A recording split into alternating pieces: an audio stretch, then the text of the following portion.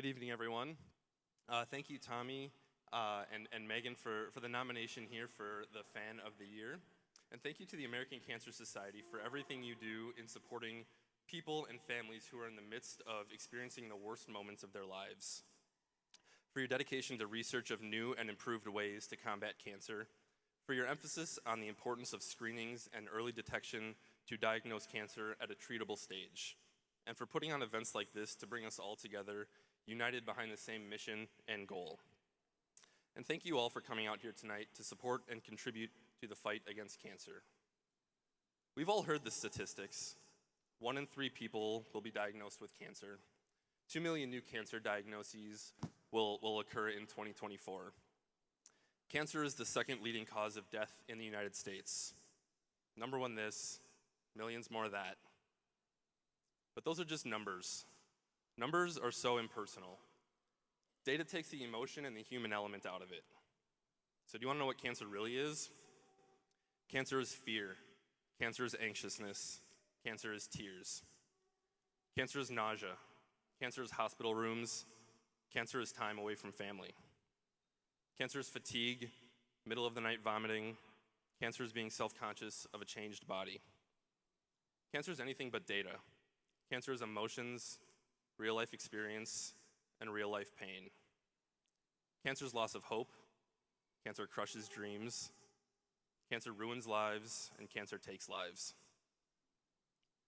Let me be transparent in who I'm not. I'm not a celebrity spokesperson for a brand or an organization. I'm not an award winner for a heroic act I did. I'm not a rich philanthropist being recognized for writing a giant check. Just a normal person with a real-life experience. I watched my wife, Lauren, battle stage 4 breast cancer for 2 years. I sat in doctor's offices, chemo treatment rooms, and surgery waiting rooms, all because of cancer. I sat around family kitchen tables filled with tears because of cancer. I was holding my wife's hand as she took her last labored breath as her body physically gave way to cancer. I became a single dad to a 2-year-old little boy because of cancer. That 2-year-old little boy lost his mama because of cancer. No little boy should lose their mom and have to grow up without one. No parent should lose their daughter in the prime of her life. Yet this is an unfortunate reality I witnessed because of cancer. It's an unfortunate reality for way too many people because of cancer. One of my favorite quotes comes from Randy Pausch's last lecture. Pausch was a professor at the prestigious Carnegie Mellon University. Facing a grim battle with pancreatic cancer, he was given an opportunity to give a last lecture before the cancer took him from this earth. In that lecture, he shared these words: "We can't change the cards we are dealt, just how we play the hand. So, here's the cards we were dealt." Lauren and I were a couple of young newlyweds who had just moved to a new city. We had just bought our first house. We had just gotten our first dog together. The next morning after getting that dog, we found out we would be having our first baby. And really, I can't understand why she couldn't have peed on a stick a couple hours prior to that, so we didn't have to raise a puppy and a baby at the same time, but beside the point there. We had each just completed postgraduate programs, and we were both embarking on the beginning of our careers. We had a bright future with the world at our fingertips. We were so full of hope and promise and a zest for life. Less than a year later, with a 6-month-old son, Brecken, and a 1-year-old puppy, our world and all of its hopes and dreams came crashing down with one simple phone call. The news on the other end of that call: stage 4 triple-negative breast cancer. Stage 4 is the real bad one. Triple-negative is the real aggressive one. Careers suddenly looked less important. Small day-to-day worries no longer felt like that big of a deal. Hopes and dreams of creating our ideal future transformed instead into a literal fight for life. Those hopes and dreams were replaced with prayers, pain, and worry. Days were filled with oncology visits, chemo treatments, surgeries, recovery, sickness, isolation. But here's how we played that hand. Both strong in our faith, an optimistic outlook on life, and a stubbornness to not let cancer completely debilitate our lives, and surrounded by an outpouring of love and support from family, friends, and a whole lot of strangers. Lauren took the diagnosis and treatment plan head on with such grace, dignity, and strength. We both fully believe that everything happens for a reason, even if we may never know exactly what that reason may be. And we both vowed to make some good come out of this awful situation we were now living. No matter how bad Lauren was feeling after a chemo session, no matter how scared Lauren was about an unknown future, and no matter how many pokes, prods, stabs, surgeries, procedures she went through, she never let that get in the way of being a great wife, a loving daughter, and a caring friend. But above all, she strived every day to be the most amazing, selfless, nurturing mama to Brecken. Lauren's 2-year battle with breast cancer ended in November of 2018. I stood at a crossroads of life. The first path was one of darkness and defeat, or the other path was one of perseverance and positivity. No matter how bad things are, I believe it's within our power to make them better. The choice was simple, to follow the latter path. The execution, not always so simple, but I woke up the next morning to live this new, normal life, still needing to provide Brecken the best life possible, surrounded by all the love I had to give. I was fortunate to have my parents, Lauren's parents, and my brother around to help with Brecken, and so many more family and friends to spoil him with love. I also knew I had a responsibility and a calling to honor Lauren's legacy and follow through on the many things we had talked about when it came to helping others. Even before the whole cancer situation, the precedent was set at our wedding, where instead of wedding favors, we chose to make a contribution to the Make-A-Wish Foundation to help grant the wish of a terminally ill child. I was dealt a hand I wouldn't wish on anyone, but I'm proud of how it all played out. Shortly after Lauren's passing, I held the first Lauren Teske Memorial Blood Drive through the Community Blood Center.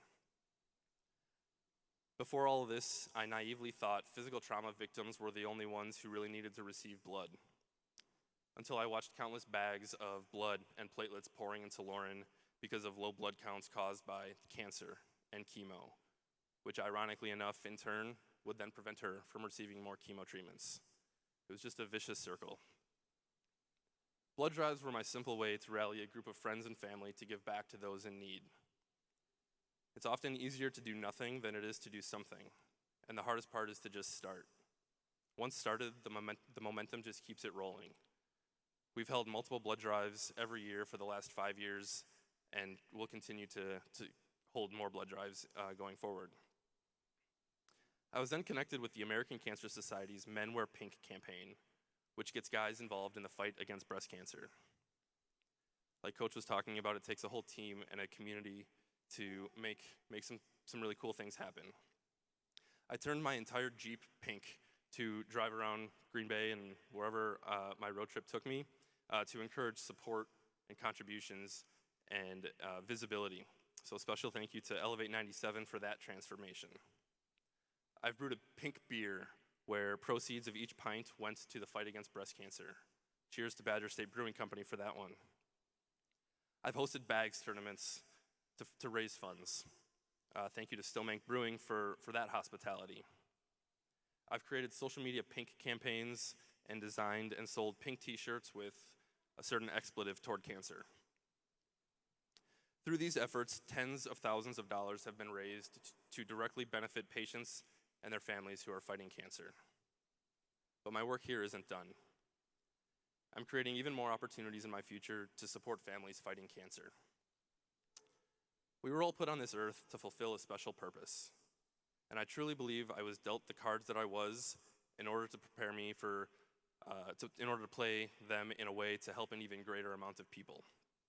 I have a passion for helping people and a commitment to honor Lauren's legacy. And I believe I have a responsibility to exemplify this mindset and put it into action in order to teach Brecken how to help those in need and show love to those who need it. I want to end with some words directly from Lauren that really help put into perspective where her priorities were during her fight. And it might even cause some of us to take a look at our priorities and adjust them as maybe need be. She once said, "Most mamas want their babies to stay little forever. I want nothing more than to see my baby grow up." She only saw her baby boy grow up to about 2.5 years old. He was just up here. You saw him as an amazing 8-year-old boy who was already filling this world with love and kindness and a desire to help others. We were all brought here for a reason tonight. So let's raise some money for the moms and dads who don't get to see their kids grow up, and for the kids who don't get to grow up, and for every person in between who's affected by this awful disease. You may not have had a choice in the cards you were dealt, but we all have a choice in how we play that hand. I can't tell you how to play the whole game, but based on my playing experience, if I may offer an insider tip, go home tonight, hug your people a little longer, tell them you love them, and relish your time with them. Take it from me. Not everyone gets to do that. You never know how a single phone call can change your life forever. We're not guaranteed tomorrow. So let's raise some money today to help create a better tomorrow where cancer doesn't have as much of a stronghold on the world anymore. Thank you.